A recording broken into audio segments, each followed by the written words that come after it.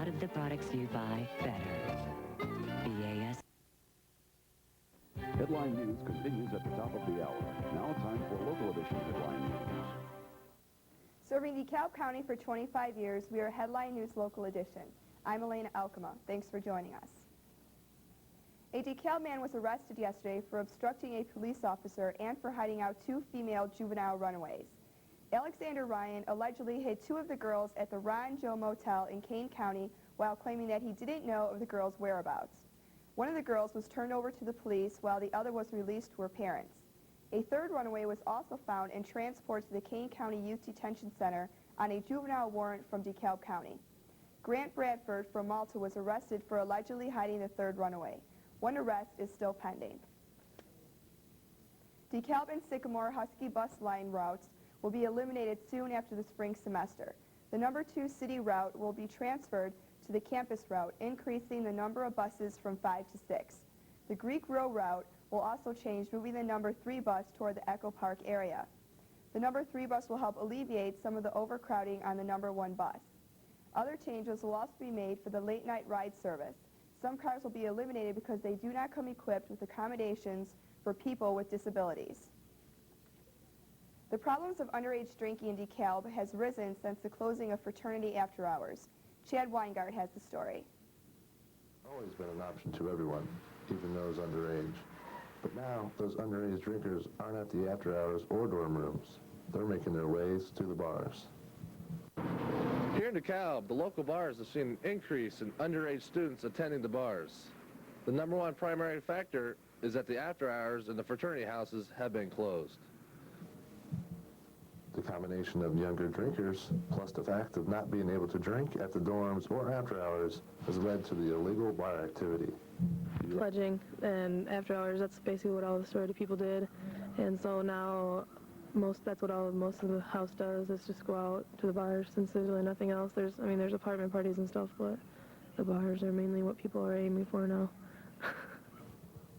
The bar scene has become a younger crowd as of late, and without the help of after hours, more and more arrests will be made. For Headline News Local Edition, I'm Chad Weingart. The State Child Welfare Agency is working to strengthen licensing standards for foster care agencies. This action is in response to the death of a 5-year-old foster child earlier this month. The child's foster siblings are accused of beating him to death.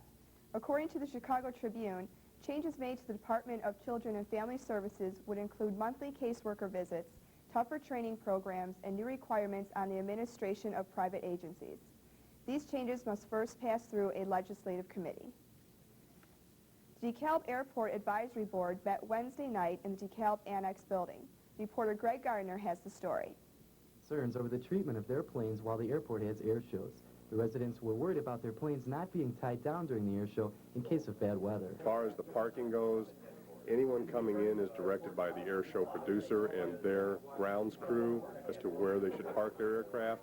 And essentially it always does come down to square one here, is that each pilot is responsible for his own aircraft. At the meeting, Monis also brought up his goals for the airport in 1998. There's a new partial parallel taxiway for the new runway. It hasn't been fully constructed. There's one leg of it to the north that is missing.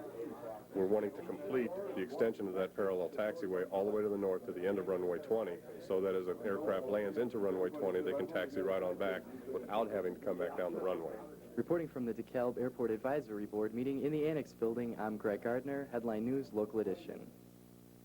And that's this hour's Headline News Local Edition. From the Northern Television Center in DeKalb, I'm Elena Alkema. Headline News continues following your local forecast with Eric Sorensen. Good evening, everybody. Another cool day around our area, but we're watching a storm. It's moving up from the south. It's going to move up the Ohio River Valley, and we could see some heavy wet snow for places like Quincy, Illinois, up to the southern suburbs of Chicago.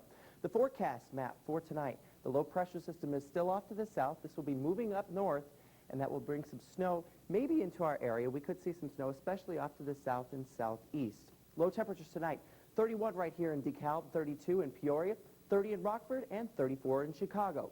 Tomorrow afternoon, 40 right here in DeKalb, 39 in Rockford, and 42 over in Chicago. The forecasts for tonight, 40% chance of some light snow. There will be breezy conditions, low temperatures, 28 to 33 with winds northeast.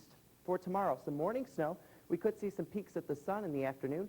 High temperatures 30 to 35. Now your extended forecast.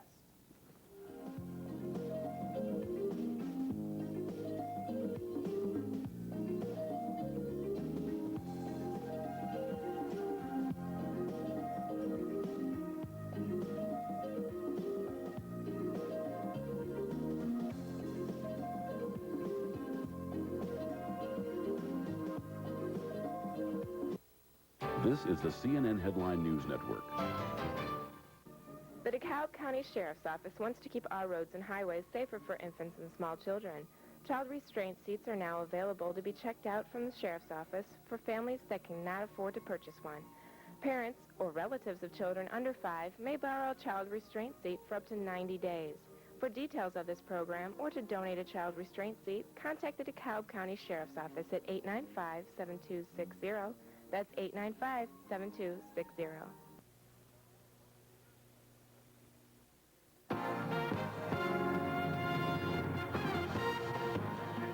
The Ag Department introduces a new weapon in the fight against salmonella poisoning.